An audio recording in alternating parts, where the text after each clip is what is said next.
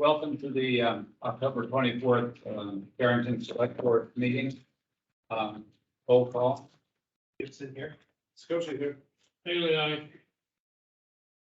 Haley here, sorry. That's right. And Shrek here. Ms. Capiello, are you online? Yes, can you hear me? I am online. Hi, everyone. She did. Use herself because she was. 1 second, Joyce. I can see your bubble talking. Try again. Can you hear me? I'll turn my camera on. Oh, there you are. For some reason, we couldn't hear you. Let me just check one thing. Can you hear me now? Sure. We see you talking, but we can't hear you. Try again. Okay. Hi, everyone. Still nothing. Well, that's weird. I'm not mute. All right, let's see. I didn't hear that. Your microphone. Try again, Joyce. Hi, everyone. No. Oh, maybe Erin's hand's up because she can't hear you either. Oh. Let's check Erin. All right. Amy says she can hear Joyce. I I can hear her. Joyce. Okay. But Why can't we hear Joyce? but Let the me try six of turning you the phone cannot on. hear me. All right. Hear me now? Well, that is curious. Audio.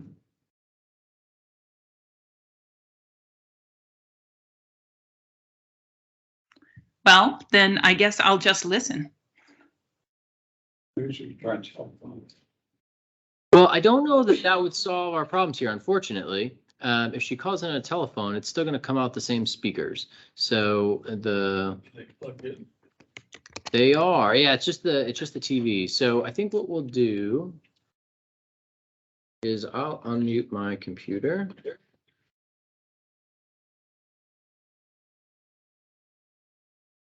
That's good. Yeah. All right, give me one more second, Mr. Chair.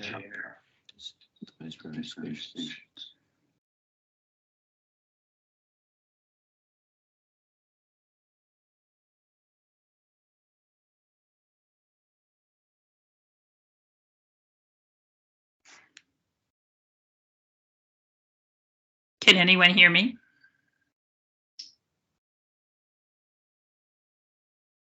All right, so that's sync master. Oh.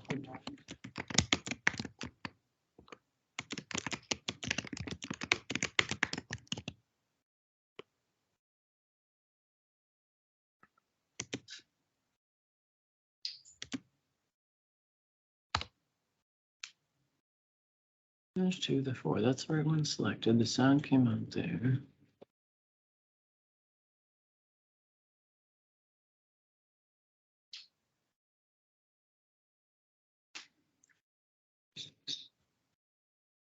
Okay, try now, Joyce. Okay. Can anyone hear me? We can. Hey, all right. Okay. Very good. Just had to switch the TV. All right. Okay, thanks for your patience. I apologize about that. We are all here. I've would invite you all to join me in the pledge of allegiance. I pledge allegiance to the flag of the United States of America and to the republic for which it stands, one nation, under God, indivisible, with liberty and justice for all. Thank you.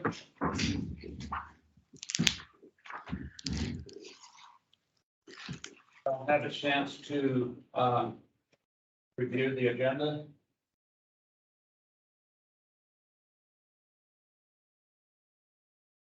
Motion to approve the agenda. Seconded. All those in favor? Aye. Thank you.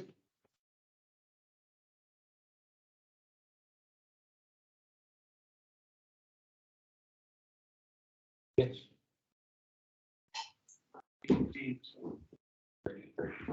Okay, It's time for first public comment. Let me reiterate, speakers first need to recite their name and address for the record. Visitors should address their comments to the chair and the select board as a body, not to any individual member. Each speaker shall be provided a single opportunity for comment limited to 3 minutes. Visitors should not expect a response to their comments or questions, since the select board may not have discussed or taken a position on a matter. Public comment is not a two-way dialogue between the speakers, the select board, and or the town administrator, where will preserve strict order and decorum at all select board meetings.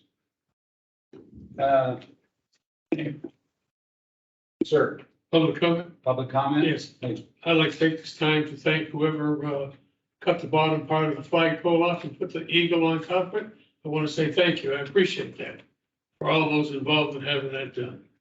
Well, it wasn't cut. We still have the 8-foot pole. That's just a new pole. Whatever it is. That's a still 7-foot pole. It's still satisfying what I wanted to see. I appreciate it. I appreciate it. Yes, thank you, Mr. Bailey. Any further public comment? You're online, if you'll raise your hand and be recognized. Is that a hand up? No, I don't see one. I don't see anybody on the, there's one person on the phone. If you're on a phone, press *6 to unmute yourself. Wait to be recognized by the chair. See anything online, Mr. Chair? Give it another 30 seconds.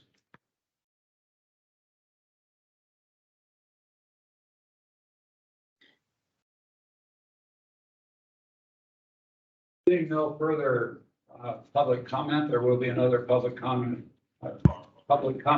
section toward the public hearing. And anyone here from the school board, I'll talk a little bit about their meeting. No one's here. And the highway department, Mark tomorrow is going to be presenting remotely about the highway downs. Items.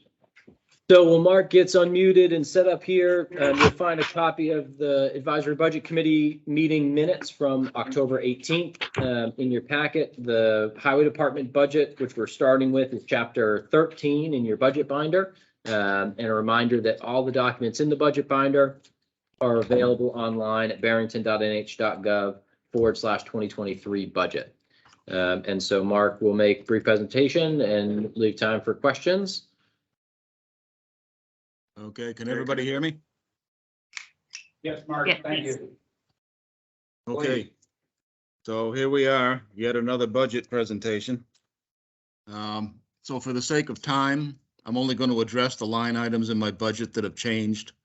So lines 2, 3, 5, 6, and 7, they're all wage and benefit changes that are not within my control, so I won't be spending any time on them. So line 4349, consultants. So the town engineers are currently working off retainers from last year and will probably be doing the same more than likely this year. Therefore, we've cut $10,000 from this line to bring it down to $25,000. Line 4431, building maintenance. We have at least momentarily gotten caught up on a lot of the major building repair items. So with this said, we feel comfortable reducing this line, at least for this year, down to $15,000 from the $25,000 that it was. Line 4442, equipment rental. We had to bump this up from $25,000 to $30,000 to cover not only rental cost increases, the rates have gone up, but we're also using a little more rented equipment in the springtime on the gravel roads, such as vibratory roller. So that's gonna boot the price of that line up a little bit. Line 4540, advertising, just not using the newspaper anymore, so that left $1 as a placeholder in case we have to use it again. 4652, safety equipment, uniforms. This line was raised $500 from $11,500 to $12,000 due to increased costs of safety equipment, boots, and other things like that. Line 4661, tools, hardware, and supplies. We increased that from 3,500 to 4,000 because of increased cost of product. Everything you buy has gone up. Line 4350, Question. highway road maintenance contracts, mowing Mark. slash. Mark, could you, Mr. Bailey has a question on that last item. On the Okay. item concerning with tools and what have you, what percentage would you say that some of the tools turn up missing? I just lost, I should say. Not many, not many. We got a pretty good success rate with that. What would you say, though, would be the percentage? I'm trying to hold your feet to the fire on this one subject. Oh, I'd have to Does say it maybe, happen? Does it happen often? not often, not often. If I had to come up with a percentage, I'd say 5%, but I Thank think you very that's rich. much. Thank you. Sorry to interrupt you. Yep, no problem. I know. Line 4350, highway road maintenance contracts, mowing and trees. So we're no longer paying for the mowing tractor out of this line. So we can cut this line by $10,000 from 40,000 down to 30,000. This line will basically be used for tree work, removing more of the heavy canopies on various parts of the town. Next line, 4433, equipment maintenance. So this line has really kind of come around on its own since I first got here. We're reducing this line from 80,000 to 65,000. The theory is that the newer, better equipment that we've been purchasing for the last 3 years will likely lead to a lot less problems, therefore reducing the high ticket maintenance items that have been plaguing us for the past few years. I've also been trying to catch problems in their infancy before they become huge. Have accumulated a fairly substantial stock of commonly used parts. And we've also gotten away from the practice of replacing every tire with a brand new one. We're basically only buying high quality tires for the front of the trucks for safety.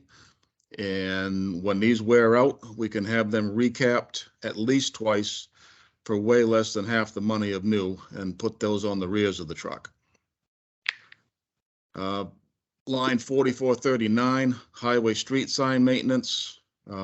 Price of signs is going up, has gone up. So we're increasing this line from 6,000 to 6,500 to cover the new sign costs. Line 4452, paving. We increased that budget from 600,000 to 650,000 because of asphalt price escalation and new mixes and adhesives specified by our town engineers, which add to the cost.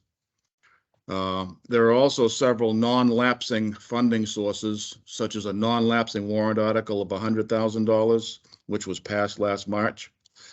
There's the transportation fee capital reserve, which contains $306,000. And there's also SB 401 money at $191,000, which we could use to bolster this line item to accomplish more work. Mark, George has a question. What would it take to use that money, Mark, that 190?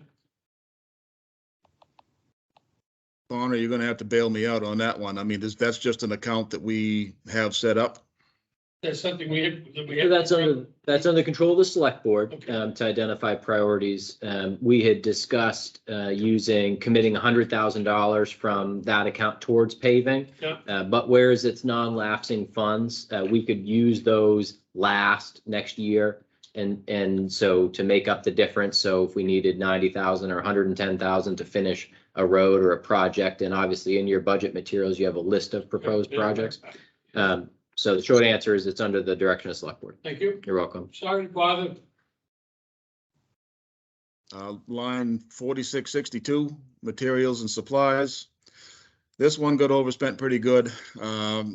We had a We have a hydraulic hose crimping machine here that we make our own hydraulic hoses.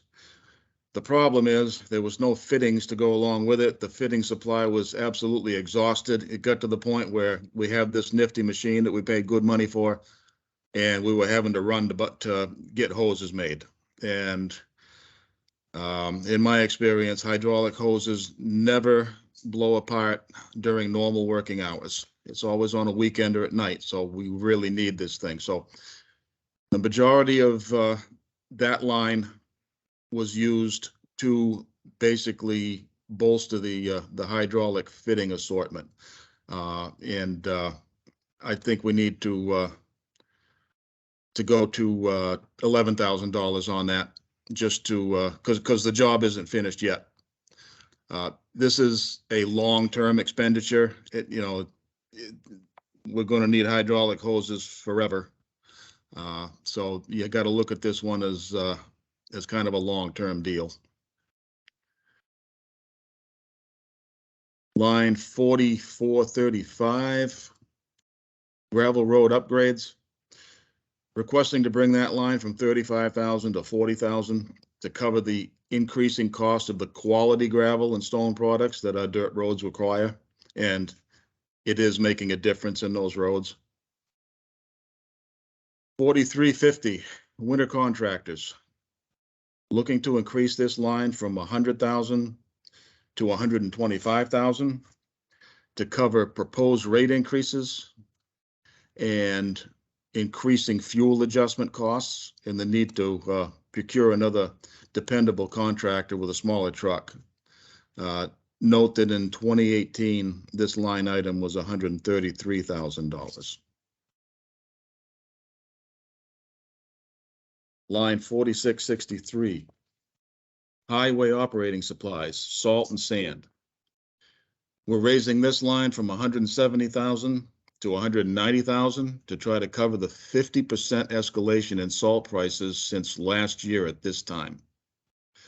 In my mind, this figure should be higher, but we're going into this with the understanding that there is an emergency fund for such occasions should we need it. We will also still try to steadily decrease salt usage as well.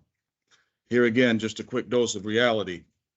In 2019, when salt cost half as much as it does now, we expended $269,000 from this line. So this, unfortunately, was the year that all the ramifications of COVID-19 finally caught up to us. Severe supply chain issues, spiking the price of everything from truck parts, supplies, to trucks themselves.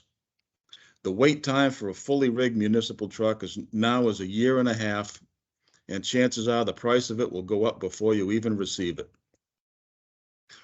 Add to this the spike in oil prices, which affects things like asphalt for our road mixes, gravel and stone prices, engine oil and lubricants for the vehicles, delivery surcharges all across the board for anything we have shipped in. Vehicle tires have gone up astronomically. The fuel adjustment for our winter contractors has gone up dramatically, which is covered by our winter contractor line. And then there is road salt, which saw a 43% increase before last winter, which basically spent that line before we even started. Any winter weather at all from now to December will easily put this line over. This has been followed up with an 8% increase for this year, along with the usual supply chain fears. Add to this the fact that we will be purchasing stone chips for our gravel road ice control. This line in its current state will be drastically overspent. So with all of this said, we've made decreases where we could, and we've trimmed any increases carefully in hopes that we can seriously address a brewing situation that, if we do not deal with it, will haunt us continually until we do deal with it. And I'm referring to the Heavy Equipment Capital Reserve Fund, which I will address at a later point. So that's my budget. I think it is about as lean as we can get without causing us any reduction in the scope or quality of the services. So One thing I'd like to touch on with you folks and the advisory budget committee also. Bear in mind through this process that my department's budget gets called on a lot to help out a lot of other departments from time to time, as we should be able to do, but everything has a cost. So in recent memory, some of the things we've been called upon to do are equipment and manpower to extend and level the recreation field. We developed a new municipal parking lot at the Route 9 and 125 intersection, where we not only provided the equipment and manpower, but paid for a substantial amount of gravel materials as well. We also moved all the furniture from the old town hall to the new one. Last year, we stumped the lot for the new town hall, and we also installed a new section to the cemetery. This is in addition to the sand and salt that we give to the school department, along with various parts and repairs or garage space to repair their vehicles. The citizen sand shed is fast becoming a absolutely huge usage of sand and salt. Once a month, we're called upon to handle food distribution out of our facility.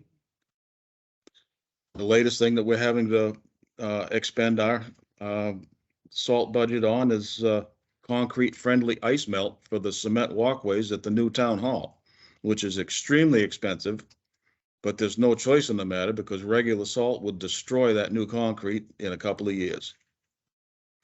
Here again, I'm not complaining, nor do I think we should not be doing any of these things. We're all on the same team. I would just ask that the select board and advisory budget committee be mindful of the fact that the highway budget really gets shared in a lot of other places in town. That's it. Thank you for your time. Thank you. Thank you, Mark. Questions? I've just had a chance, I've had my questions answered. I say that he's done in my opinion, I've done a fantastic job of going only almost 6.2% increase with everything else that's on here, and the cost of living and everything else is even higher than what he's put on there. So I think my compliments. Thank you. That's all I have, Mr. Chairman. Nice job, Mark. Thank you. Thank you Thank very you. much, sir. In that case, Aaron, is she up there? Or are you going to? Yeah, would you like Mark to give an overview of the capital reserve requests? Okay, I thought we were going to do that later. I think Mark's prepared to do that. Is that right, Mark? Yep, I'm ready when you are. Oh, sorry, didn't mean to cut you off there. Please go No. ahead. Just a break. We'll do the budget and say, yeah, go ahead when you're ready, Mark, the capital reserve requests. Okay. Heavy equipment capital reserve. So in every facet of what the highway department does, the costs have just escalated dramatically. For the last 3 years, we've all enjoyed the luxury of being able to cut the budget. In reality, this year, we should not be cutting anything if you use inflation rates and consumer price index as a guide. But we have a situation looming that requires us to try to trade off a few things in the actual budget to get more important things. So I'm talking specifically about the Highway Heavy Equipment Capital Reserve, which because of several reasons has become grossly underfunded. One of these reasons is that the replacement schedule for plow trucks, which historically was 10 years or so, has fallen by the wayside, probably because of underfunding in past years. So right now, we have 2 vehicles on order, if they ever get here, that will use up the lion's share of our current equipment capital reserve. That leaves us with 3 more trucks that are at the 10-year mark or beyond that will be unfunded at our current rate of fund replenishment. So while we're thinking about that, let's just bear in mind that we haven't even talked about replacing our older loader or our grader. Another problem is the cost of replacement trucks, which has skyrocketed in the past 2 years, if you can even get them. A fully rigged heavy plow truck is now $200,000. A 2-ton truck with a wing and sander will approach $145,000. So the funding has dropped seriously below the cost of the equipment that we have to buy. So to try to find a bright spot in all this, I will say that my ultimate goal of having 3 smaller 2-ton trucks with wings within the next 18 months or so will probably forestall the need to purchase any additional heavy trucks beyond what we already possess for quite a few years. Now, this is not counting replacement for our current 2 heavies that are past the 10-year mark, but we won't need any additional trucks for a while. So by reconfiguring some of the plow routes to take advantage of the 2-ton trucks, we can use these smaller units on the more cramped areas of town and keep the larger trucks on the main lines doing what they do well, moving mountains of snow. So by doing this, we can absorb a few of the upcoming subdivision takeovers without thinking about buying an additional larger truck to do it. Of course, this all depends on the amount of new subdivisions that get approved. To go out on a limb, I would say at least 5 years before we would have to start thinking about adding an additional unit. So as I've stated in an earlier narrative, the capital reserve is at the point where it needs a serious shot in the arm, or every equipment purchase going forward will end up being a warrant article. I would propose that $300,000 should be allocated to that fund for the next 3 years. And at that time, project our needs going forward and readjust the allocation, most probably downward accordingly. This would allow us to work our way out of the replacement schedule dilemma that we're in and also move forward with some non-truck replacement items. So I know this is a huge step, which is why we have made cuts in as many lines in the regular budget as we could, namely the equipment maintenance line, which has already decreased as a result of 2 newer trucks we have. I fully expect this trend to continue as the fleet gets upgraded even further.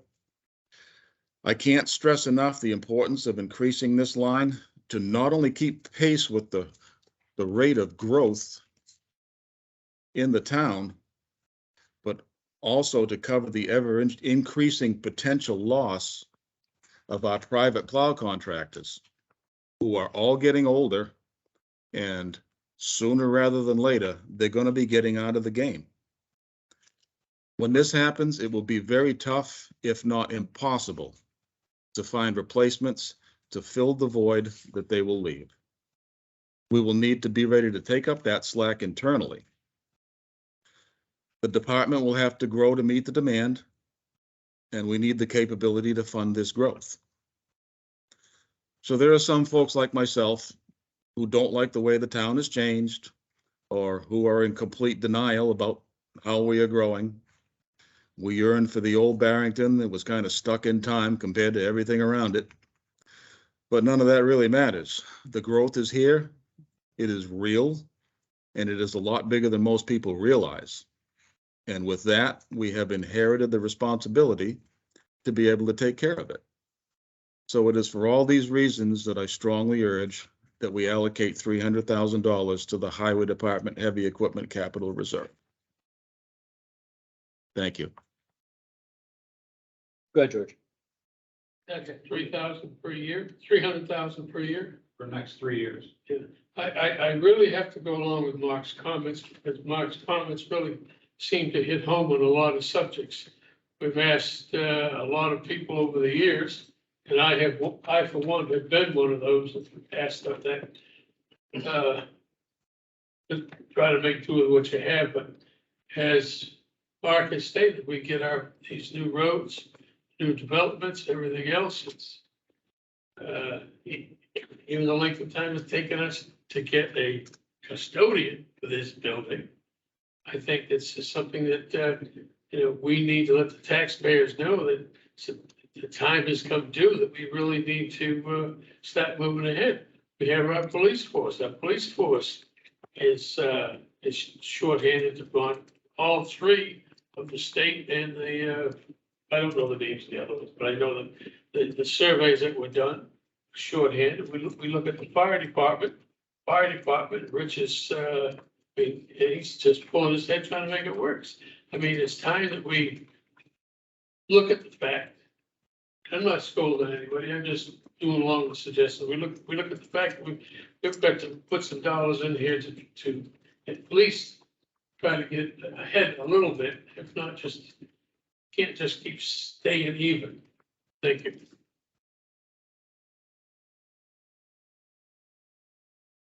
I think we looked through his funding estimates for the next 15, 20 years.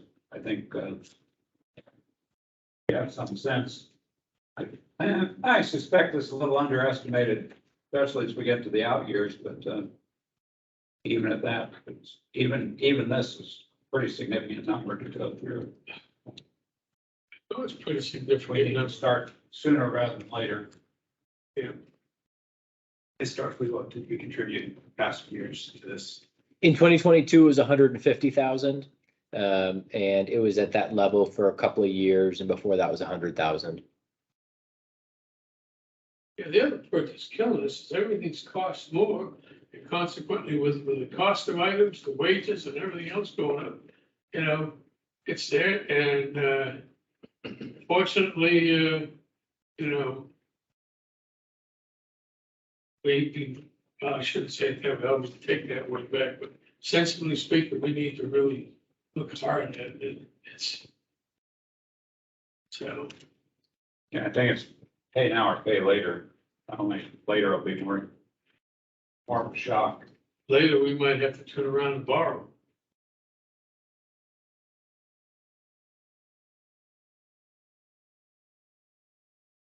Any other thoughts? Okay. Good. Ron? George? All the things. Okay. All right. Can you- Oh, Mark has a few more capital reserve requests. Yep. And if we didn't talk specifically about the dams and culverts, I think that's pretty flat funding. Is that right, Mark? Yeah, I mean, it's basically, you've got the amounts there in front of you for the Swains Dam and the Highway Bridge and Culvert Capital Reserve. I mean, we've got problems there too. I mean, I can go through the narrative if you'd like, but you should have it there in front of you. Yeah, we have it.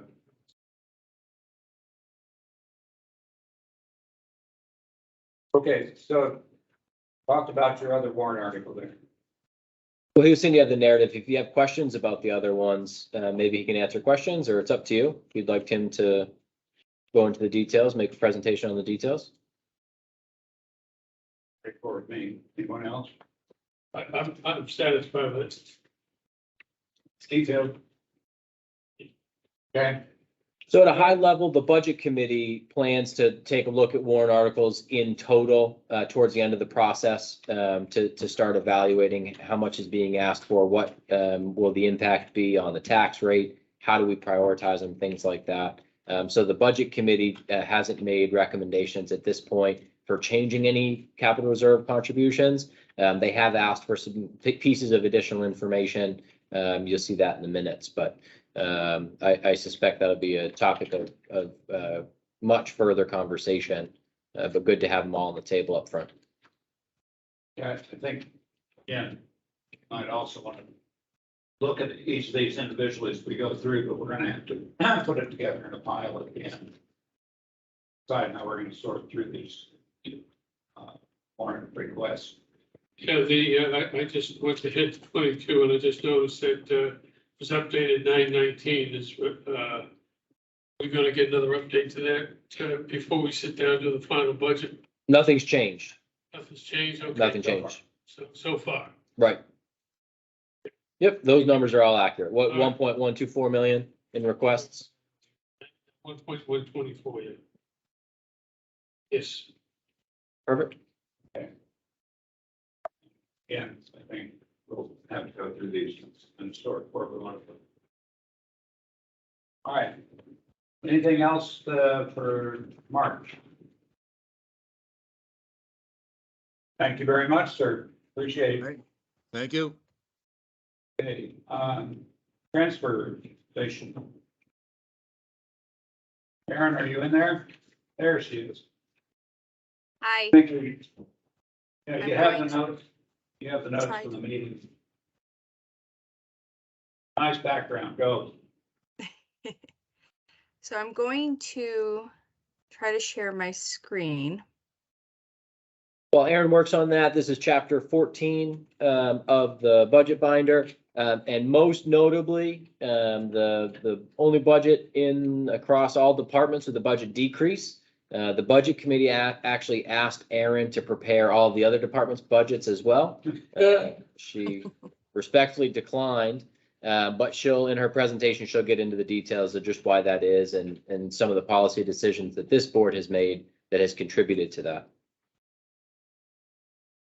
So much like Mark's presentation, I'm just going over the line items that have changed.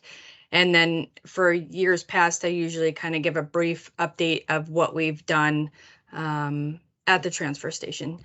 So as Connor mentioned, the 2023 proposed budget shows a reduction of $12,765, an overall 3.2% decrease from the 2022 budget.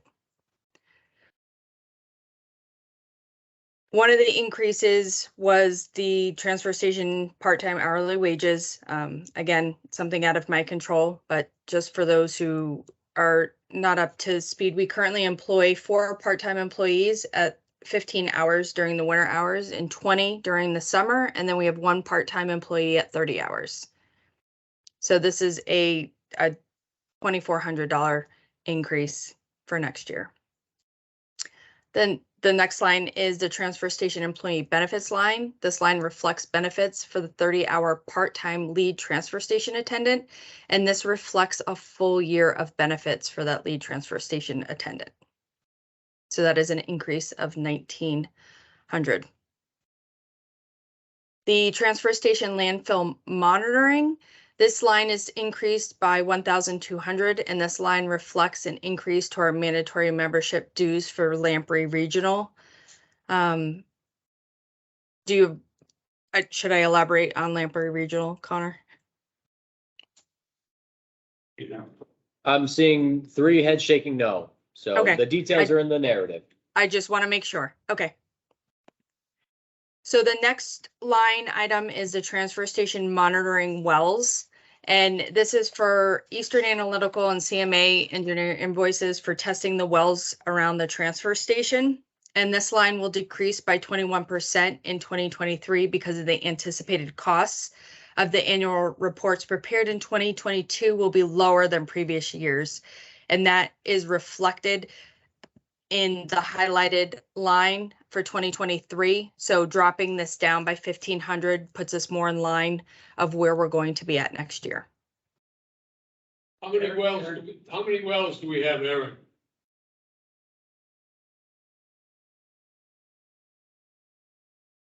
Was there You'd like have to- 6?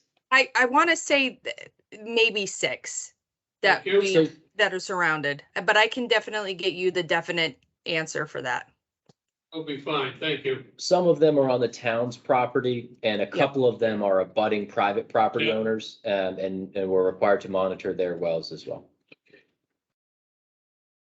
The Thank next you. line is the transfer station mileage and expenses, and this is self-explanatory. It's for mileage for employees who need to travel for training. We had held this at $1 and I've asked to increase it by 99, so making it 100. Here's what I found. The next line is transfer station operating supplies, and this line is used for water, town trash bags, department shirts, and supplies. There is an increase of $9,000, but I want to stress that this line is directly offset by bag sales, and the revenue to date is totaling $116,000. So this line increase is because it reflects the anticipated 10% increase that we're going to have for our pay-as-you-throw bags. We also need to increase the quantity of bags that we order to keep up with the outside bag sales, as well as the increase at the transfer station.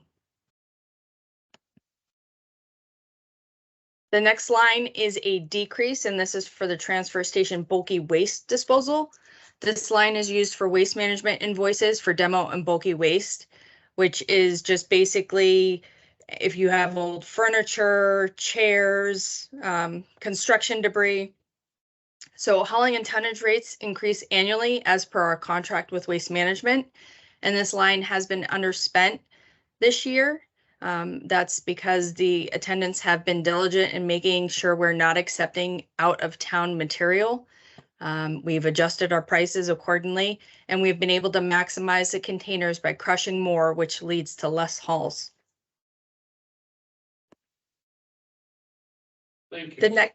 next decrease is the transfer station recycling. This line is used for invoices from Waste Management and Recycle America for the hauling and processing fees. For a few months this year, commodity values have been higher than our processing and transportation charges, so we have received some revenue for our recycling, which is the town's share of the value of the recyclables.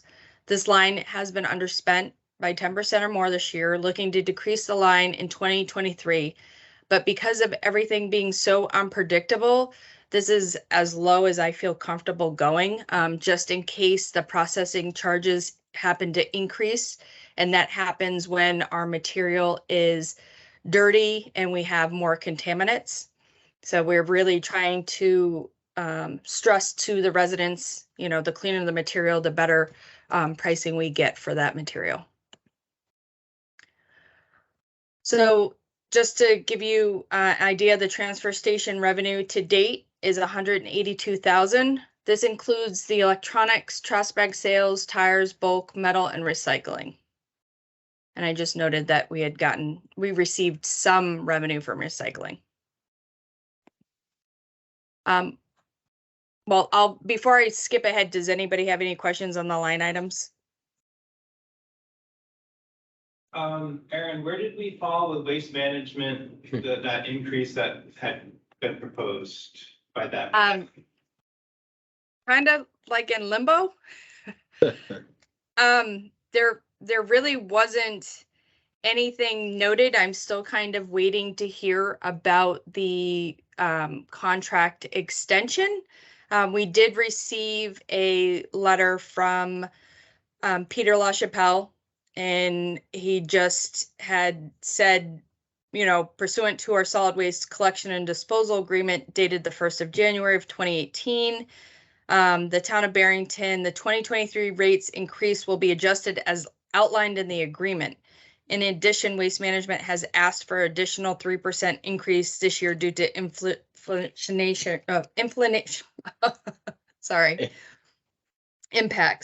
The new rates will be effective January 1st of 2023. And he just gave, you know, our current pricing, what the additional 3% increase would be if the town approves. So, and then if the town does not approve. So that is where the letter stands. The ball's firmly in Waste Management's court, so Mhm. they came, asked for additional increases above and beyond. The select board didn't say no, but they said, we'd like to use this opportunity to extend the existing contract, so it's mutually beneficial, and we'll entertain the 3% or more increases at that time. And there's been no movement on Waste Management's side. So it's gonna get bumped to 24 perhaps, like we might renegotiate a contract then.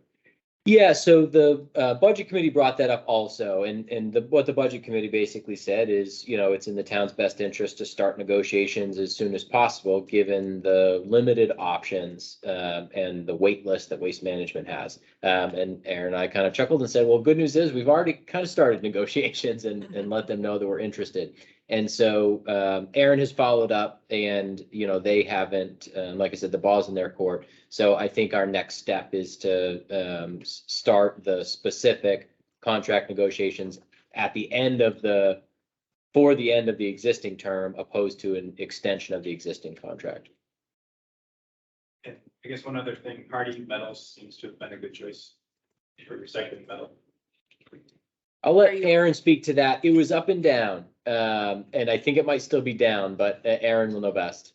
It is definitely riding like the stock market wave. Metal prices unfortunately have been down, and a couple of the pulls that we've had, we've actually had to pay for the metal. Just like everybody else, Harding went up on their hauling. fees. So we're at 310 for hauling it. It went up $100. And that's with a 30-yard or a 40-yard. So I've been trying my best at each time when I get a new can that I ask for that 40-yard, because at least we can put a little bit more material in it. And we've been really diligent in trying to get it crushed down as much as we can to be able to fill it, but it just doesn't seem right now. And I've talked to Reagan Bissonette from NRA, and everybody's going through it. So it isn't just Barrington. Not that it makes you feel better, but right now we are still kind of at the low point for metal. But overall, we're still in the green. Yes. Hopefully it'll swing back the metal prices. But that's Yeah, we could talk about it. yeah. The same is true for separating the recyclables. There's a lot of communities that separate recyclables, and because they're commodities and they just hold them. And there's third parties. You can contract with an outfit which will monitor the commodity prices and advise you on the best time to sell off your bundled cardboard, aluminum cans, number 1 metal, number 2 metal, whatever. If we had to, I'm sure we could find the spot to hoard our, but hopefully we can continue to use our partners to offload it at the smallest cost to residents. Yes. Good questions. Thank you, Rob. Anything else? I have nothing. Thank you. Yes, Aaron, please. So just to kind of give you guys an idea of what we've been doing. I don't know if you went to the transfer station on Saturday, but again, with the help of the highway department, we've removed that unsightly tire wall that has been there for probably forever at this point. And that's located to the right of the household trash building when you come up to the ramp in between the cap and the building. This was sinking due to a rodent problem and age, so we extended the concrete wall to the length of the ramp. I didn't have finished pictures yet. It's still in the works that we're backfilling and we're getting everything secured in that area. And then we also, at the same time, extended the bulky waste bunker, so it's able to hold 3 open top containers. So we will move the electronics container and the tire container next to the glass. This will eliminate the pedestrian traffic walking back and forth across the parking lot, and the attendants will be able to keep a closer eye on the material going into all of the containers. A quick recap of the roadside cleanup. We had over 100 volunteers that hit the road of Barrington to collect our goal of 300 bags of trash for our tricentennial. In total, it was 1.18 tons of trash from our sides of our roads, and just save the date for our next one. It's actually on Earth Day this year, so April 22nd. I'll be there in March on voting day, so sign up, or you can email me now and sign up. And just, I like to give a reminder to residents about their recycling. The more cleaner material that we have, the better pricing we get for it. And when in doubt, throw it out. And then as our population grows, so does the amount of our household trash that's created. And we urge residents to challenge themselves to reduce household solid waste. And that's how, recycling, rethinking your purchases, and composting at home.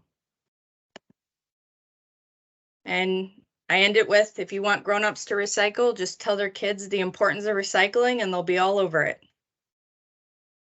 And that is all I have. Thank you very much, Bart. Does anybody else have any other questions? Let it be known that the chair stepped out for a minute. And Aaron, if you want to do your capital reserve. Please. Thank you. So we just have one capital reserve, and it's for 25,000. And I know when we met with the advisory budget committee, they had asked for a little bit more explanation. You know that last year we started this request looking for the long-term restructuring of the transfer station. So I'm asking for 25,000, and part of that will go to the feasibility study that was recommended by the town's engineer when we met. And it will help us identify the known costs and hopefully the expected benefits of a new transfer station. Thank Any you. questions for the board members? Thank you very much. I appreciate everything you've done for us. Great job, Aaron. Thank you very much. Thank you. Put some things together.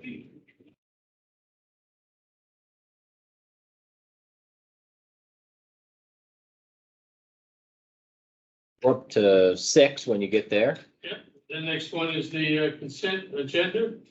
Does anybody have any comments? Like to make a motion to approve the consent agenda. I have a motion.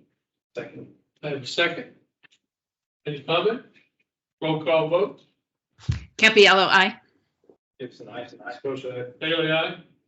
Let it know it carries. Thank you very much. Absolutely. Moving on to appointments. And I can wait for the chair to come by. Does anybody object?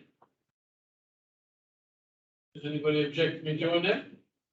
Thank you. All right, we'll move on to staff report, please. Absolutely. So unique third meeting in October. So as you all surely have remembered by now, Sam Sarosky was hired in the police department 3 years ago. A lot of exposure here in the month of October. A few other things that I wanted to go over. I included in your printed packet the third quarter financial analysis.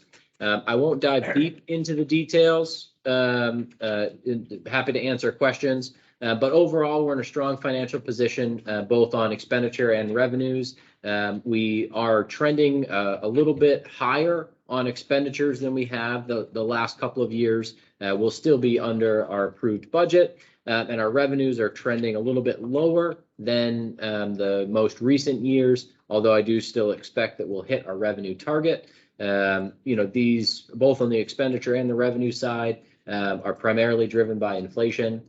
As our costs have increased, an important thing to keep in mind even as we develop this budget, we're developing a budget really 18 months in advance of when we'll make the last expenditure. So it's hard to capture some of the cost increases like we're experiencing right now. On the inflation side, I think that's where we're seeing the impact on motor vehicle registration, user fees. So like I said, overall, we're in a strong position. And I expect that we'll finish the year strong. I'm happy to answer any questions about the financial analysis. Questions, please. Any idea what you might finish with? Can you give an estimate, or am I asking too much? No, I'm happy to give an estimate, but you have to clarify your question. Finishing, what do you think we'll turn back into the unassigned fund balance? Yes. So right now I've estimated 300,000 to be made up from partially from unexpended appropriations and partially from revenue in excess of projections. As an example, last year it was about $600,000. So typically on the expenditure side, a 3% surplus is a comfortable position with a bottom line budget, because certainly we can't over spend the budget. And anytime we have an opportunity to leave money on the table, we do, knowing that it goes back to voters that way. Thank you. I really appreciate that. Absolutely. Thank you. I can move on to talk about tax increment financing and the Barrington Town Center, or we can circle back to appointments. We tabled appointments to wait for your presence, Mr. Chair. What's your preference? Let's do the appointments.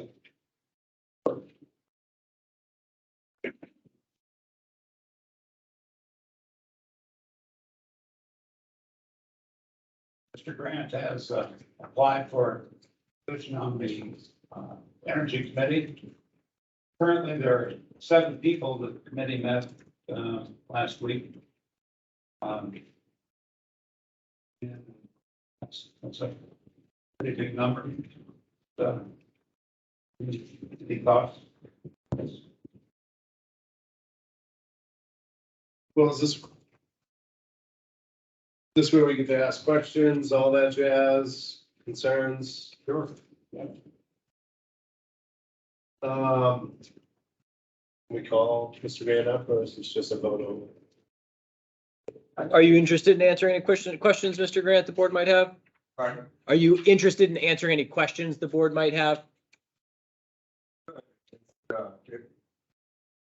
Did other people answer questions? You know, if we go along with that. I don't know. I was just asking. It sounded like Select Person Sakosha had a question. Just how I would base my, decision on, so. I didn't hear your question. I didn't ask the question, it's just asking the questions will help me make my decision on how I vote, so that's all.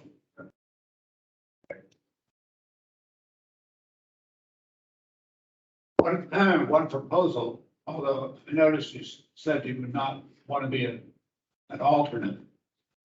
With 7 people on the board already, it would be good to have an alternate who participates in the whole process except for the voting part of it. If you would consider that, might make some difference. I think I would want to be a voting member. Jim, you would.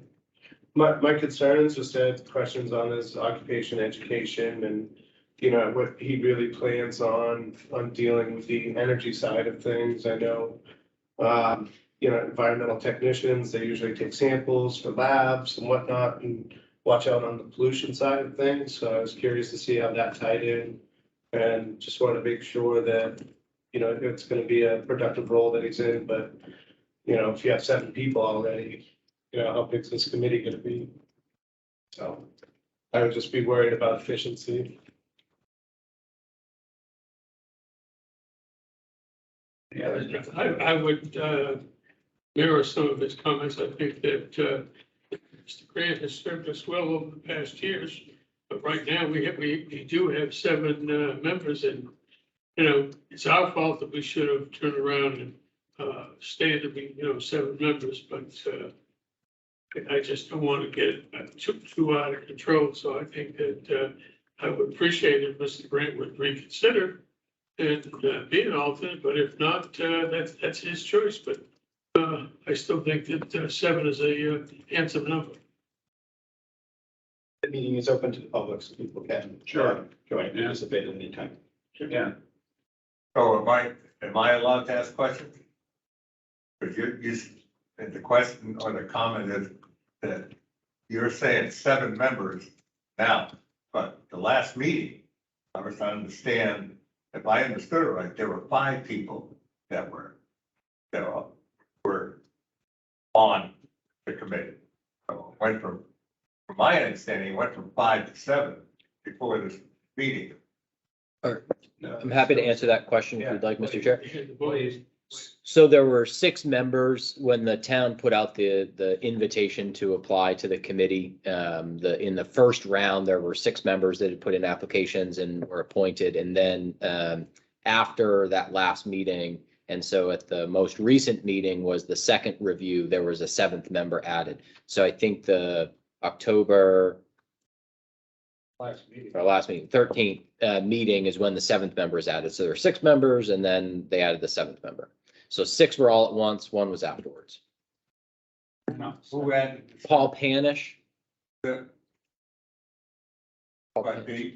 a member is added when the selectmen say. They voted on that a week ago. Pardon? They voted on that at the last meeting a week ago on the agenda. Paul Panish was actually up for 2 appointments at the last meeting for the voting phase. He for the Conservation Commission as an alternate and for the Energy Committee as a full member. So the Select Board's appointment to board procedure is a 2-step process. The first step, they're just up for discussion. And so at the meeting that the 6 members were appointed to the Energy Committee, Paul Panish was reviewed for discussion, not for a vote. And then the next meeting, which was the last meeting the Select Board had, he was up for a vote and the Select Board voted and appointed him to the Energy Committee. Okay. Just a reminder, Mr. Grant, last meeting, we had your first vote last, and now it's going back to tonight for your second vote. And that's how we worked. So I think you came in after we had already had that vote, when you came into the meeting last week. The appointments were, At the beginning of the meeting, my application was added, my application was put in that day. it was on the consent agenda. A lot of times for the second review, the select board add it to the consent agenda. So the appointments for Mr. Panish to the Conservation Commission and the Energy Committee were added to the consent agenda, item 6 on the agenda, and then voted on with the rest of it. So the final question I would have, when, what meeting and where are the minutes?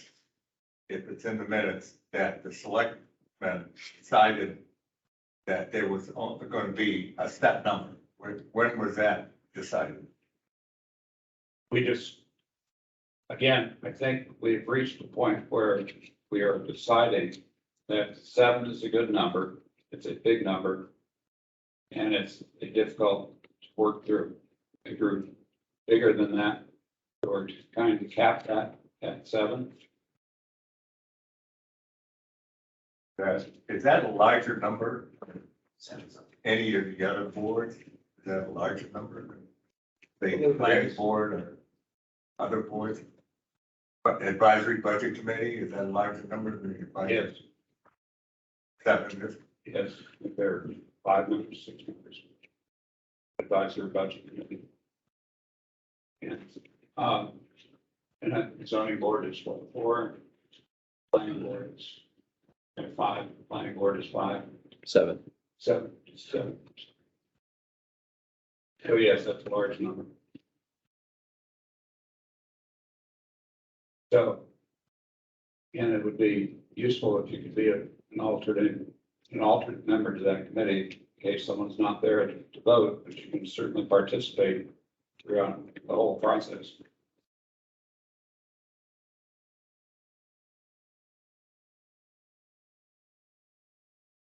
Vote here. Gibson, no. Scotia, no. Bailey, no. And Shrek, no. Capiello, no. Thank you. All right. Let's see. Wait, we're still on the TA's Yes, please. reports, yes. Sorry, please. Yeah, so on to tax increment financing in the Barrington Town Center. So as promised, I provided some materials in my report, attached to my report, on the subject of tax increment financing, TIF, as you commonly will hear it referred to as. So this is a financing strategy to take potential development and use in the first number of years to be determined through the process, use the property tax revenue to make investments in that area to support the growth that's happening there. So frequently it's used for water and sewer infrastructure. So you have a big commercial development going in, but the town or city needs to extend the water or sewer main to get to serve the new development or expand the facilities. In the context of what we were talking about, our town center zoning district requires between 15 and 25% of a development by land area to be civic use or open space, which is, I think, the intent when establishing that zoning ordinance was to make sure that our town center, our downtown, if you will, had the opportunity for civic use open space development. So people could, go down, patronize the businesses, sit on a bench at the park, get a sandwich, things like that, that there was an additional draw to the town center area of town to help support the commercial growth that the town was looking for. And so that's great. The zoning ordinance establishes that. That's fantastic. What was never really established was how the town would invest in the infrastructure to support that. what would we do with our 15 to 25% open space?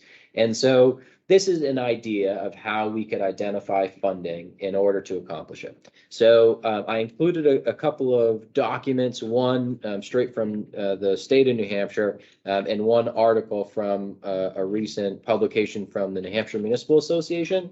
And I also included links to Peterborough and Jaffrey, New Hampshire, not exactly like Barrington, but two reasonably equivalent examples of communities that have gone through this process, which it is indeed a process, to some success in using that funding.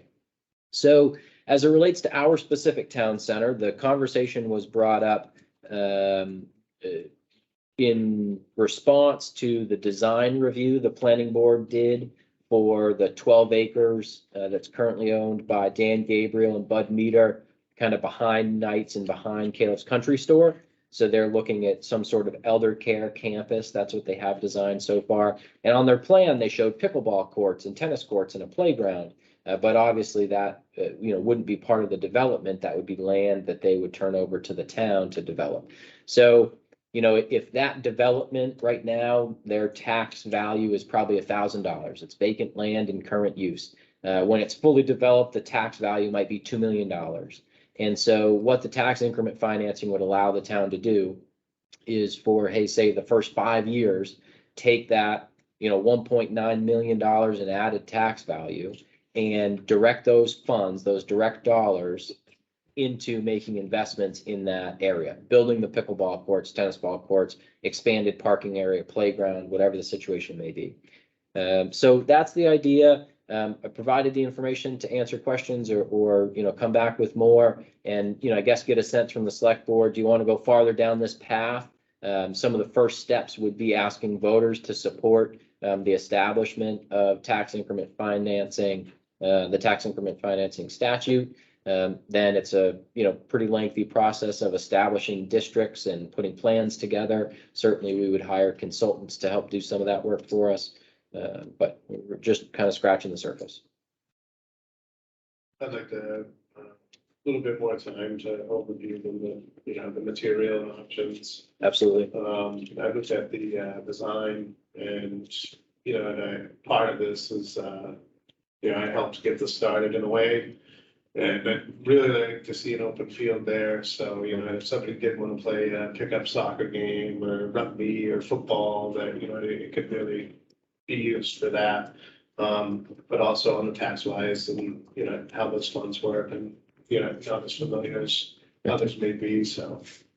Absolutely. Part of that, the idea that all the added taxes being probably 190,000. 190,000, 900 some thousand. Well, yeah, 1.9 million in my example, but yeah. Yeah. Then that would go specifically to pay for improvements in that district. We can draw the district, but not our biggest one, but to encompass that whole development. That would go specifically to that. I guess my question would be, would the improvements would make be that much money? I don't. So that's what I mean, just, maybe if we could table this till next week, maybe move it to old business. Is there a restriction how soon those funds have to be used? Or can it be carried over to the future for? Usually they're carried into the future and they're set up. Usually because frequently there's bond involved. You talk about sewer projects and that sort of thing. It's not That's covered the whole time to pay that off. I wouldn't worry about not being able to spend it. I mean, if you can spend it in the future. I think that's the case. The real question would be if we don't do that, with that additional assessed valuation, that taxes go into the general fund. It expires after a few years or something. Well, it's that, but I'd even also like to see, how the will of the people, see the center of town, going up. If it's attractive, if they like that idea, like, hey, yes, there's some elderly care in town and some new courts where, kids come over from the elementary school and play after school or whatever. But I'd like to see how the town feels about it.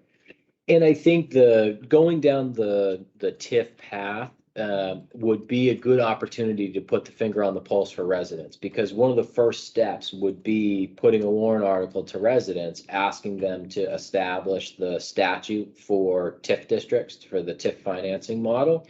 And so if we were going to do that, if the select board was interested in it, what we would be, the conversation we would be having with residents is, hey, look, our intent in asking voters to support this would be to establish a TIF district in the town center, to, you know, put a pavilion next to the Christmas Dove Pond, and to build these courts and build this field. That's what we would be using this model for. And if voters don't support establishing the TIF statute, well, that's a pretty good indication that they probably don't like that idea for the town center. So that could be a way to do it. And, you know, adopting the statute for tax increment financing doesn't tie your hands. You could establish it and not do anything with it. Yes. Well, I think overall, if we had extra money, I think it would be a good idea, but we don't have extra money. Just spoke so far tonight, we've talked about, I have at least, the fire department, the police department. Mr. Morrow did a good presentation on the Department of Public Works. Turn around, Connor has turned around and give us a budget for increased salaries and everything else. And here we are, we know we're faced with all this, and now we want to turn around and put the icing on the cake. It's kind of like having a leaky roof in your house and then painting all the rooms inside. That's what I feel like you're asking us to do. I really do. I mean, if we could take that extra money, I mean, God knows we've got a lot of property coming online, and Well, let me explain I something. think, Yeah. I think that we need to consider getting even with the books, and then we can turn around the next select board or other selectmen could turn around and do this type of project. But I feel right now is we're putting the cart before the horse when we have other expenditures that need to be done for the voters and everybody. So that's my opinion, Mr. Chair. Point heard. Can I clarify something for you, Mr. Bailey? So what the TIF does is it doesn't ask for any money from the Barrington property owners across the board. What it does is it takes the added value from a development project. Like we were talking about, if they were to build an elder care facility and that were to be assessed at $2 million. By default, that expanded tax base would automatically go to expand the tax base for the town, county, and school. So 70% of the expanded tax base would benefit the school, 11% would benefit the county, and 15% would benefit the town as expanded tax base. What a TIF district allows you to do is take the 100% of the expanded tax base and allow the town to invest those dollars in the first number of years until the plan's complete into improvements. So in the case of a $2 million project, it would be about $40,000 in tax revenue for a year that, instead of being split up out of the starting gate, it would allow the town to make investments to support the development and support the idea of the town center. So does that clarification help? No, I have no problem with it. Okay. I am just saying that doing a TIF program would slow us down on those three items that we talked about. We have the vehicles. I don't think it's the right time for TIF. I really don't. I think we need to utilize that tax revenue, as large or as small as it is, to try to get ahead, because all of this property, everything else we're selling, it's going to put demands on all those departments. And especially put demands on yours. You're going to have more staff eventually to turn around. So, you know, we're looking at it. So I just say, why should we spend that money now, or put it aside, I should say, when we have use for the coming years to ensure, well, you all four of those are combined with public safety. They really are. I mean, that's how it feels. And I appreciate your explanation. And yes, I understand how it could work. But we're just getting into the pay raise for all our employees. We don't want them to travel to some of these smaller towns because they're willing to pay more money.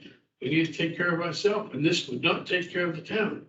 So And like Jim says, I would like to see, some dollars and cents put down on there, what have you.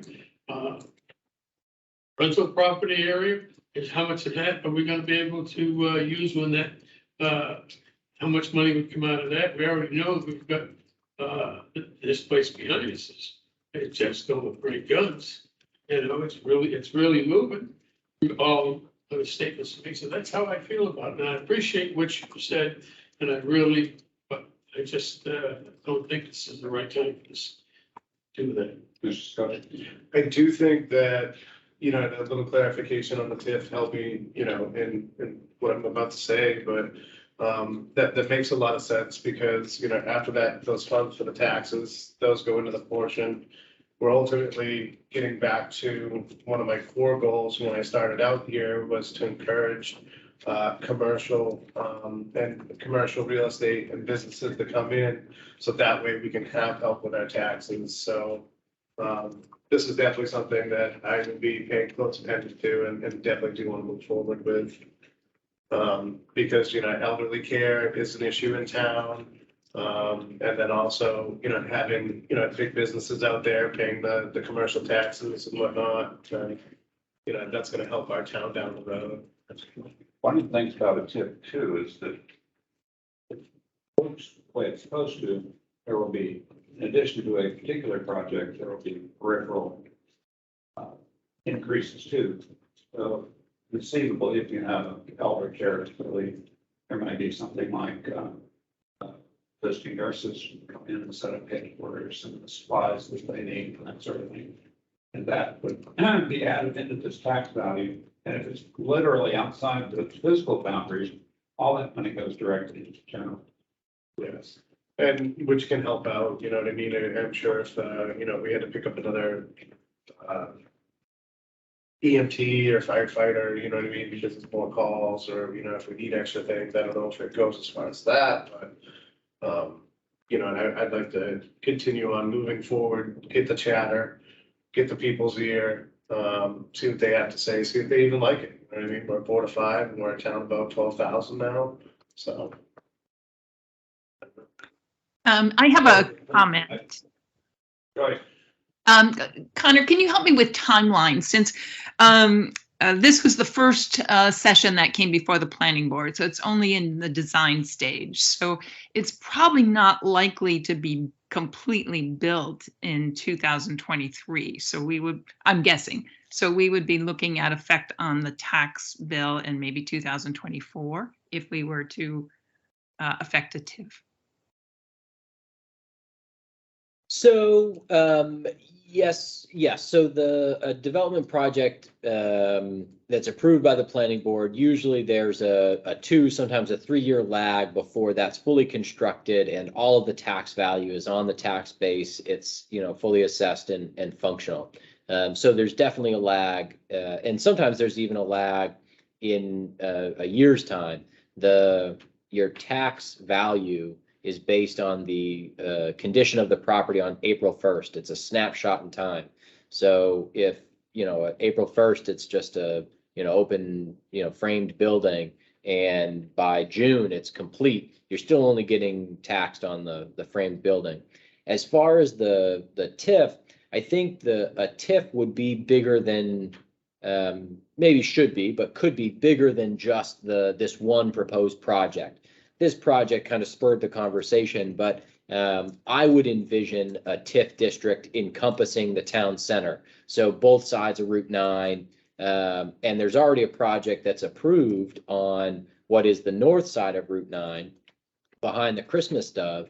And they actually received a variance years ago, 5 or 6 years ago now, to allow them some additional residential density.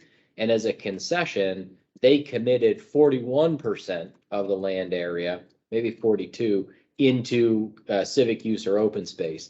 And so that project, the added tax value isn't there yet. They haven't started construction. They're still working through their state permits and all the rest of the conditions of approval. So a TIF district could encompass probably both of those projects, and the timeline could probably work to capture the added value if the select board and the community supported that approach.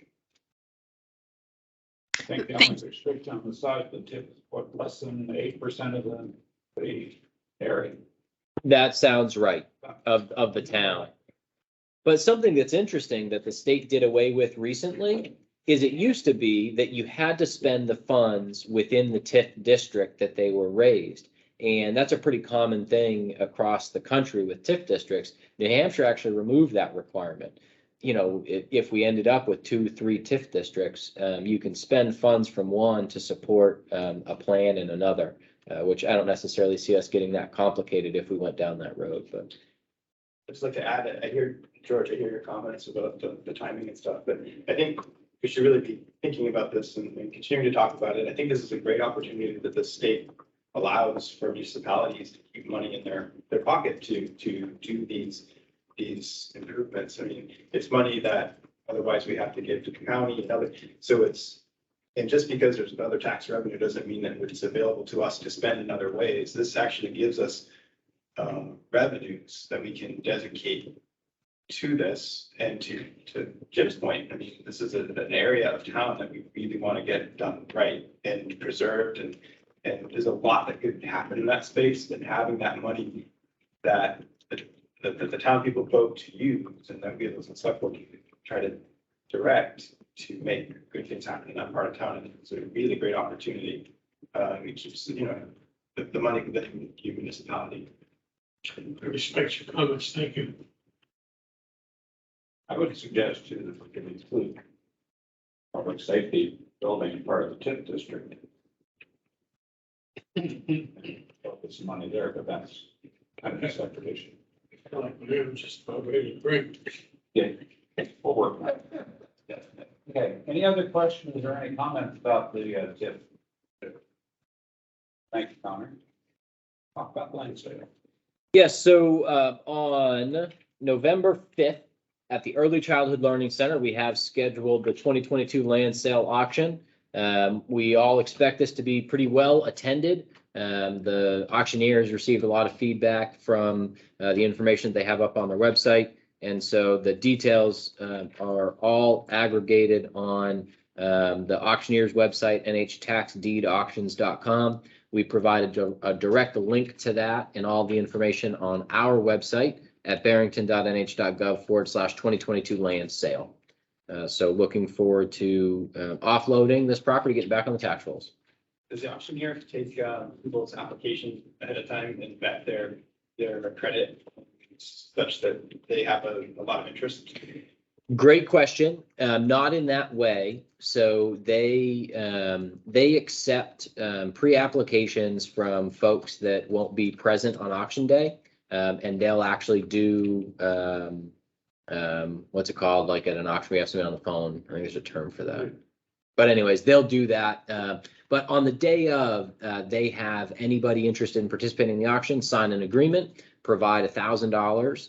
And there's terms in the agreement that if the sale falls through, they lose their $1,000. And the attorney/auctioneer could seek other damages if they can't end up selling it. But what they'll always ask the second bidder to retain their information should the sale fall through. So most of it's done after the fact, opposed to beforehand. Good question. Any other questions, comments? Open house.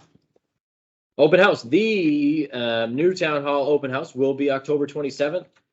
So a lot of folks have been, meandering through the building, which is great. We've invited everybody that comes to the town hall to do business. You're welcome to walk around, check things out. This will be an organized opportunity to see the workspaces of different departments, maybe learn a little bit about what departments do. There will be opening ceremonies at 3 o'clock. The local American Legion post will dedicate the flag with a formal flag raising at 6 o'clock. And then at 6:30, the local chapter of Rolling Thunder will dedicate our chair of honor, which will be right in the lobby. And so we're excited about that and look forward to a fun afternoon with residents on the 27th, this Thursday.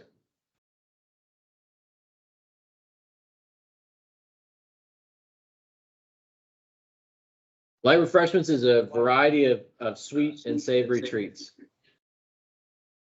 Yeah, but- Listen, Put a chair of those, thank you. Potato chips. Yeah. Okay. Sounds right. Anything else, John? Connor? no, We need to address the vice request from the gentleman from France. Get that? Maybe I'm the only one who got it. I think I'll pass it on. you're the only one who got it. Very. Got from France. His son is interested in the United States. He wanted to know if he's sending a New Hampshire flag, no matter how size, and maybe one for our town. It's gonna have to some France every time. I thought you were on it. Hmm. I'll send it. All right. Send it to everyone. In case you're interested. Okay. Ms. Scott, I have nothing to add. Thank you. okay, they're signing the appointment for, yes, very good. Pass that on. We got a third. Should pass that there. Oh, so we got a third signature. So it's all done, yep. Oh, there it is. Okay, old business. Public safety building renovation expansion discussion. If you look at the notes from the advisory budget committee, they had a concern at the very end of their note. We thought it was a good idea. I think everyone agreed with the idea if we do it. They questioned the timing of it. Suggested that you haven't read the last couple of paragraphs.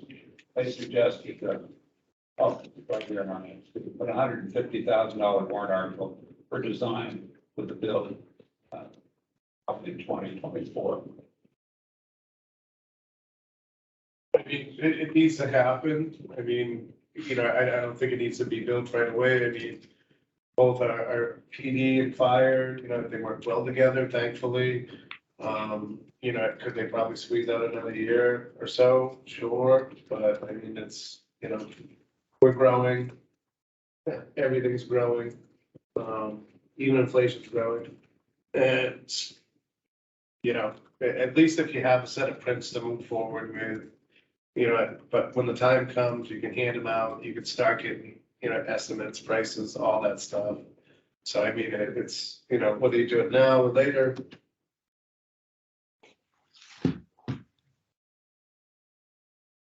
Yeah, I think their concern, and it was a concern that we had, I think, and expressed, Yeah. is to get this, because it's gonna be a significant bonding issue.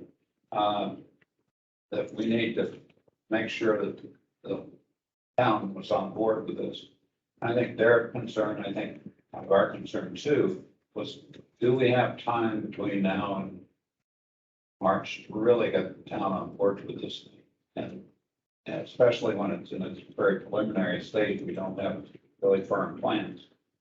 Their suggestion was, one, they agreed that probably need to be done, but we should have a more definite plan to bring to the voters before they commit themselves to a $3 million project. No, definitely understood. I would feel the same way, but you know, like, you know, the Caleb's Field there, you know, I would love, once again, you know, get the word of the people out there and see if they want it and that they understand about it. And take the time between now and March to where if they have any questions or if we run into anybody, you know, we can really stress like, hey, you know, if you've been down there, you know, you've seen this, the roof's leaking, like, you know, it's Band-Aid after Band-Aid after Band-Aid, but, you know, to get the town chatter about it, you know, just make sure everybody clearly understands it. Maybe we could do a warrant article, just, you know, would they be in favor of, you know, moving forward with, designs and, you know, stuff like that before we jump the gun. And that's a great point, and that's kind of what the budget committee talked about. They said, you know, if there's a warrant article this March that asks to appropriate $150,000 to design this project, fully design it. They had concerns whether design build politically would be an effective way to communicate the need and the plans to residents. And, you know, kind of suggested that if, you know, $150,000 fully design the project and then go into 2024 with here's what we're proposing. This is the proposal, this is the detailed budget, design, bid, build, or construction manager, some, a different construction method. And to your point, it would give voters an opportunity to weigh in this March on their support for the initiative. And I would argue that if, we weren't able to secure more than 60% support for appropriating, say, $150,000, then we should be concerned about getting support for a bond the next year, which means we'd have more work to do. So it's a good point. What piece of property are we looking at? 774 Franklin Pierce Highway. Not the one we talked about last time, to redo the building, raise the roof. How solidified is the design from that engineering feasibility study as far as if you do a design build, they come up with other, or is it in that confine of going out the second story? Yes, within the confines. So the two highlights from my perspective on that. First, the biggest piece of that feasibility study was the structural analysis to make sure that was an option. And since it was an option, that was the cream that floated to the top as far as at this phase. The second piece, what expanding up and just a little bit out does for the future of that property and that building is retains the ability to go out in the future if and when necessary. Now we're talking, a couple of decades down the road, but planning now to make sure that we know what the next step is smart, so we don't take an option off the table.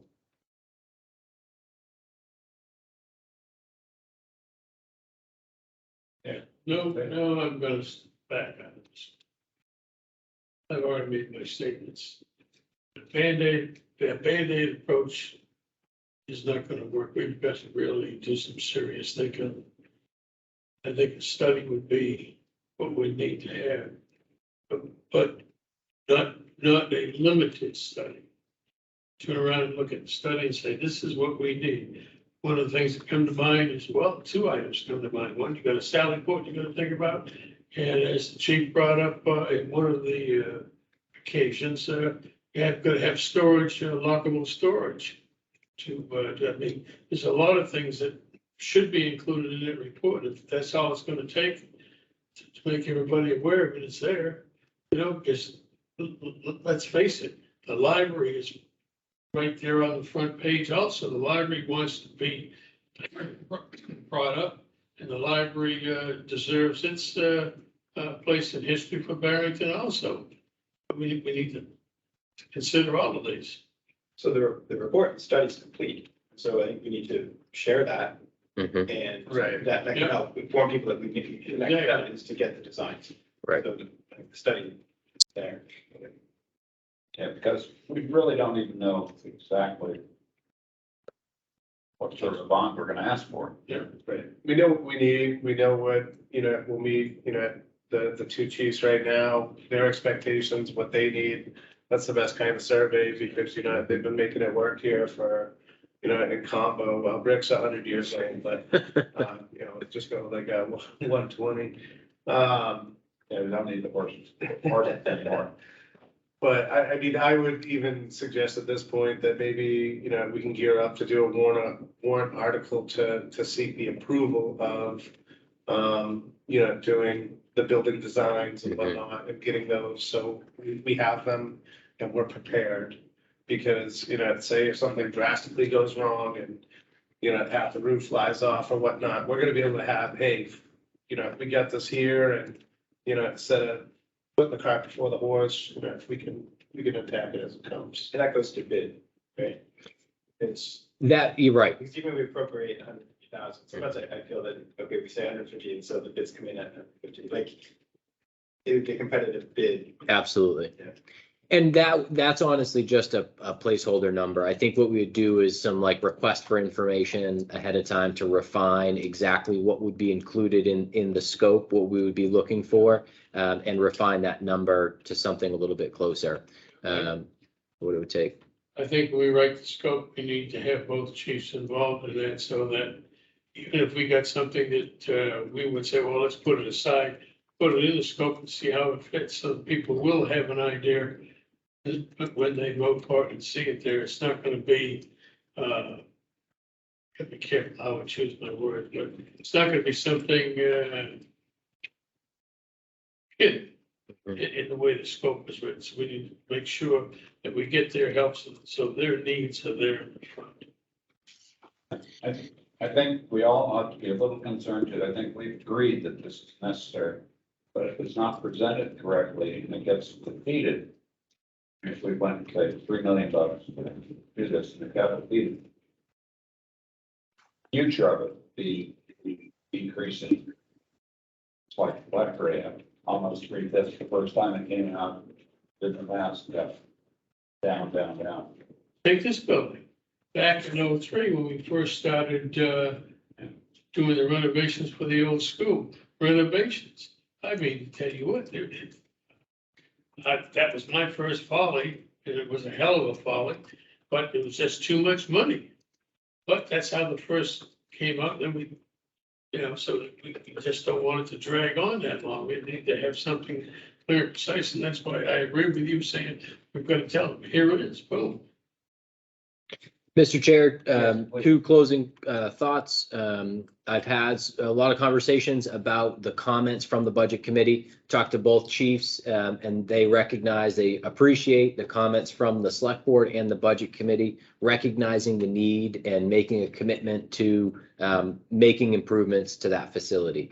And with that said, they're comfortable that if the decision of the powers that be is to go design in 2023 and be more prepared, and make a more specific and detailed push in 2024, that they will support that and can, continue to make do with the facility that they have.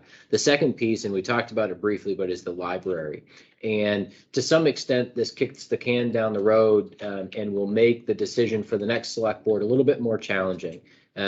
The library has been on record that they're going back to the drawing boards and they're putting their money in the court of 2024 bond request for whatever the proposal may be at that time.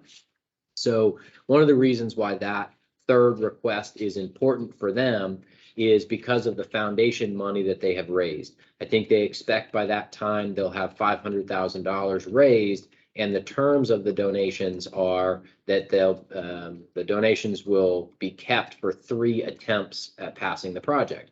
Well, this is the third attempt, and so they would potentially face, after a third attempt, if it were to fail, having to give back those donations. And so in 2024, I think there'll be a lot of conversation about, if there's 2 bond projects, how to present those to voters. And if it's the select board and the community's intent to support 2 projects in 1 year, how to successfully have them passed.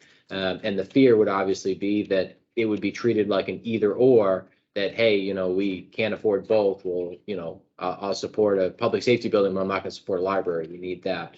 And so just putting it on record that, making this decision and extending the process out will make for challenging conversations ahead of March 2024. Excellent. Okay, any other comments, questions? Very good. New business, exemption and credit analysis discussion. So you have a copy in your packet of the 2022 exemption credit analysis. I want to thank Administrative Assistant Amanda Noyes for updating this now for the 5th year in a row. This is, for me, in my role, a really valuable document to get a snapshot of where we are from an exemption and credit standpoint, not only for the impact it has on our tax base and our property tax revenues, but also to see how we compare to the county and the state across the exemptions and credits that we offer. It was a priority of the select board in recent years to make sure that we were taking care of the elderly in our community. We made a couple of adjustments to the elderly exemption. Barrington has always maintained a strong commitment to our veterans. And this is now 2 years in a row, the select board has made increases to both the all veteran credit and the service connected total disability credit, reaching those maximums. And that's the only 2 warrant articles that, based on what the select board has done in the past, which I would suggest the select board discuss, is bringing both of those credits, the all veteran credit and the service-connected total disability credit to their maximums. So the select board had previously been presented with proposals to increase those to the maximum value. The select boards at the time expressed that a more gradual increase would have less of an immediate impact on the property tax base. And so this would be the third year in a row. And obviously this select board isn't bound to the decisions of prior boards. But if you were interested in continuing that trend, this would be the year that we would bring the total disability credit and the all veterans credit to their maximum amounts. And that's $4,000 and $750 respectively. One last point on the all veteran credit. There was legislation through the last legislature that changed the definition of eligibility for the all veteran credit. And so that change goes into effect in April 1st of 2023. And so because of that, because of the way they changed the language, we are required to readopt the all veterans credit. And so I don't suspect we won't readopt it, but if and when we readopt the all veterans credit, the expanded definition includes all currently serving servicemen and women. And so there's no way to calculate the impact that will have on our property tax base. But that's one change that we'll have to make if we want to maintain our all veterans credit. And then we could do it in conjunction with raising it to 750, and then a separate article for the service connected total disability. And also if there are any other adjustments to exemptions or credits that the select board would like to recommend based on this information, I'm happy to prepare drafts of that. But right now I'd be interested in some sort of a decision on the 2 veteran credits. Thank you. All right. The new credit, I didn't hear about that. So It's not new, yeah. When is, well, if you could send me a copy of that, I'd appreciate it. I will. You and Ms. Donald, I like that. On the veterans credit, you got 7228, you got 722B on it, 28B. And so one of you have used to be 401, the new information that came out is 498. Correct? Because I remember reading through this file. Yeah, so there's 498 participants across the veterans credit and the all veterans credit. So they're 2 separate, there are 2 separate credits that were allowed to set different values for, and it has to do with the type of service and when the service was. So like the veterans credit requires service during a time of conflict. And so that is a narrower focus. And then the all veterans credit allows you to expand that. Sometimes they call it the optional veterans credit to any retired serviceman. And so the new definition, which I'll send you the specific language on, further expands the all veteran credit to include any current service member, or even, I mean, they've expanded a lot. 1 day at basic training would qualify you for the expanded definition of the veteran credit. And so I'll send you that language, but that would be under the all veterans credit. Barrington, which if you look, this is on page 2. Barrington's credit right now for both is $650. The county average is $500 for the veterans credit and $215 for the all veterans credit. So it's typical that you would have different values for both of those credits. That's just, that's what the numbers say. So but Barrington's is the same. And I'm not suggesting changing it, but just providing that. It's really strange is that on the third item down there for the surviving spouse, I mean, if the individual passes away, the veteran passes, and they're used to getting the 4,000. it's down to 2. That's just that quick. So I'll have to double check. No, I'm just, Yeah. Okay. just discussion. I'm not here to argue about it. Yep. So I appreciate that. And that, and there's only somebody I looked up. We had 38, but now the new Information here was, there's 42 that get the 100%. 43, yes. 43, okay. Yeah, I figured, I got here, back here, I had 38, so then they're down to 43 here, yeah. Kudos to Barrington for doing so well by their veterans. But it seems like you could probably be doing a better job at highlighting some of that. It's good. Absolutely. I mean, the last couple of years, we really helped the elderly out in raising the amount of property they can have and everything else. I mean, I'll never see it, but Excellent. yeah, it is really. What's the average income they said for family here in town? 70,000. It was like 92 or 97. It's in your, it's in my budget presentation, You know, it's in the- first page, 98,275, average household income.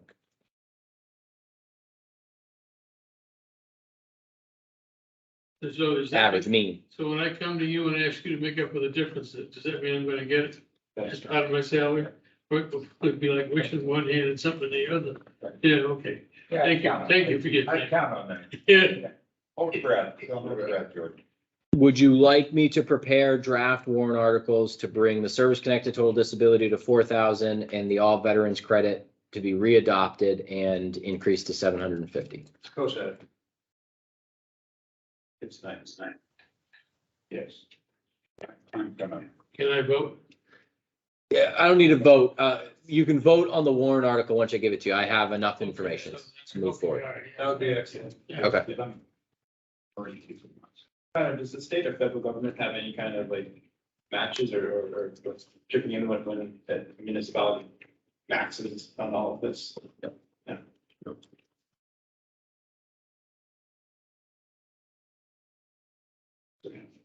Now, we continue to be all the demand on education, that can give us any money.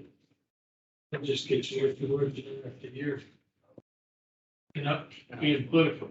I'm just saying that the federal government set a mandate for us to do it, and they didn't give us any money to do their mandate.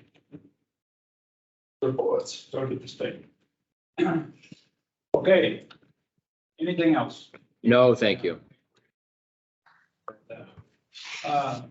Select board member reports and concerns. Gabrielle, are you still there? Yes, I am. I have nothing to report. The planning board did not meet since last week. We meet tomorrow. Thank you. The past Thursday was a kickoff meeting for the energy committee and everybody was there and Connor was there attending the first several. Thank you very much. We appreciate you helping to get the ball rolling with logistics. And the committee will be working on the charter and the charge rather, and I laid out some of the things about how committees work, right to know, and all the things that we need to know as a public group. So look forward to working with them and sharing with you the progress. Discussion. All right, so we're in full swing with fall activities over at the rec. This Saturday, October 29th, 2:30 to 4:30. There's gonna be a trunk or treat in the parking lot. There's gonna be a spooky walk that the 300th committee is sponsoring. There will be an outdoor market and food trucks. Really good time. And yeah, that's about what's going on at the rec. Cool. That's a couple of tricks, yeah. 29th. Fall Fest, as they call it. Be a really fun day. Yeah. Really fun day. Bailey. Thank you very much. There's two things going on last week. The first one was, actually it was three. I didn't attend the library meeting because of the voting. So that's taken care of. The next night was CBA.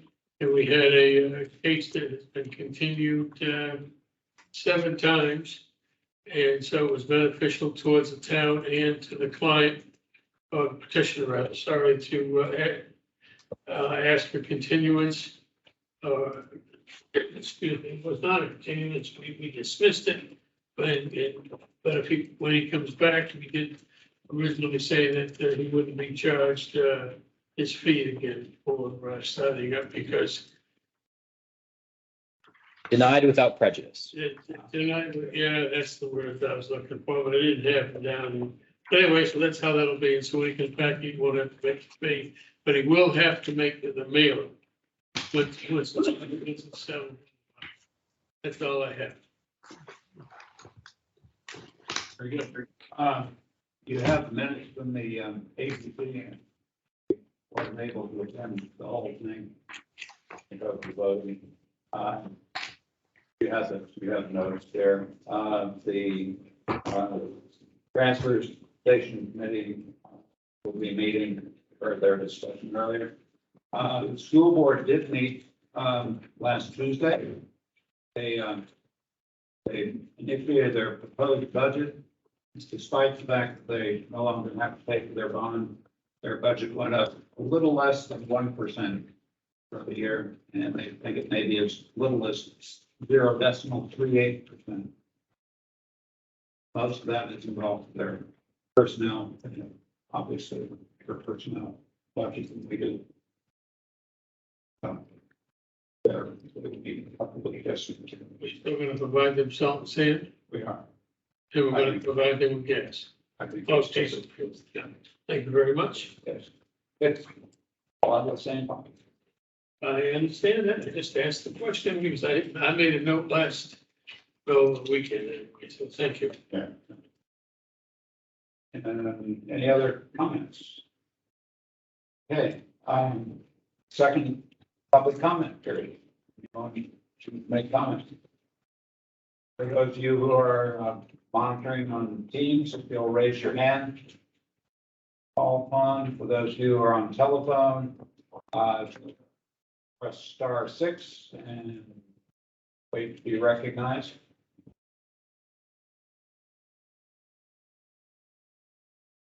Not seeing anything come through virtually, Mr. Chair. Give it 30 seconds.